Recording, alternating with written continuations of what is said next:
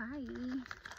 Mag-unboxing tayo ng regalo. This is from my honey bows, Lori.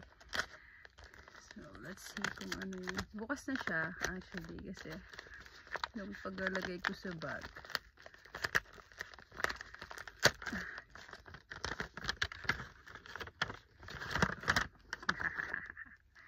Tanan! Yan lang naman yung regalo niya sa akin. Wow! Okay, let's open. Ang itsura niya.